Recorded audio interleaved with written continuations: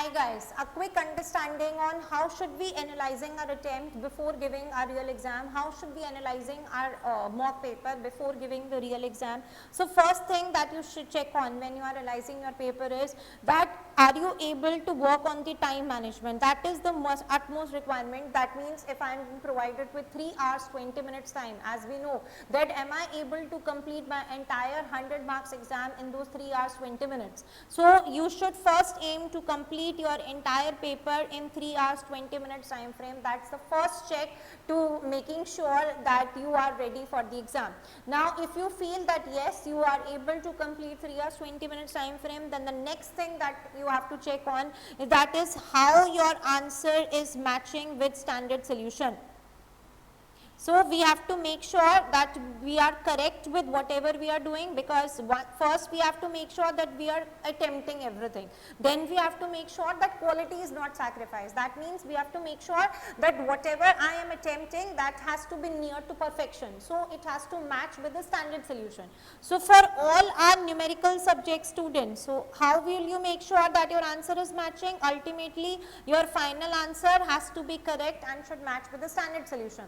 Now if there is any issue with the final answer, what we check on is you need to check on the steps. Have I done all the things correct? Am I not missing on any of the steps? If yes, because at the same time I should have to focus on online typing as well. It should not be the thing that I am skipping on the relevant steps. We have to focus on steps as well, plus at the same time we have to focus that making sure that relevant notations that I am using, our examiner is able to understand, plus I am getting to the final answer which is as per the standard solution. Now for all our application subject students, or we say as theory subject students, how you have to make sure? You have to make sure that you are writing in points, no paragraphs at all, irrespective of whichever exam that you are planning. Apart from writing in points, your points direction has to be in the same manner as it in the standard answers. It's very obvious that since we have to write in our own words, it's obvious that we may not be able to exactly match with the standard answer, but yes, the points direction should be in the same manner. That's another check that we can exercise, and the way of presentation is also similar. That's the next check on your theory questions. That means, for example, if they have provided subheadings, so the same subheadings should be there in your answer as well. If they have described on the multiple things, then your answer should also have the description.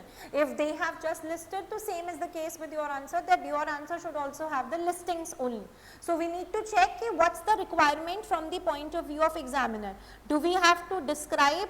Do we have to list? Do we have to create any subheadings? That's a check that we apply for our application based subjects. So first we check for completion on time, then we check for accuracy and getting to the correct answer, and when we are doing all these things, we should analyze our conceptual gaps. We should be focusing on those questions, on those areas while practicing, where while doing the entire mock we have observed ki, okay, this is one area where I am struggling in exam, when I am struggling in appearing for the mock, and I should be revising this before attempting my real exam. So the main point of appearing for the mock is to make sure that you analyze your weak areas, and that can only be analyzed when you are attempting full, when you are comparing it with the standards, plus you are making sure that you are analyzing your conceptual gaps. That's very important to appear for mocks, because once your conceptual gaps are analyzed, then you need to work on your weak areas. And once you have identified your weak areas, then we can do this say 1 week before the exam, and in that entire 1 week we can focus on improving those weak areas. And in all this, one important thing that we should be focusing upon is, if we are giving exam irrespective of the society, whether of IFOA or II, since the exams are online based exam, and IFOA it's a center based online exam, and II it's a home based online exam, we have to make sure that online typing is not sacrificed at all. And online typing will not come at one go only, it's your regular dedication, regular commitment that will help you to type well. So when you are appearing for the mock, by the time you appear for the mock, you should be well versed with the notations, you should be well versed with the symbols. For numerical subject students, you should be well versed in case you want to use equation editor, and for our theory subject students, you should be good with analyzing of punctuation, spelling and grammar. You should not be coming back again to the same question that you have already attempted just because of the typing thing. Your mind should work two ways. It has to be on typing as well, plus at the same time on thinking as well.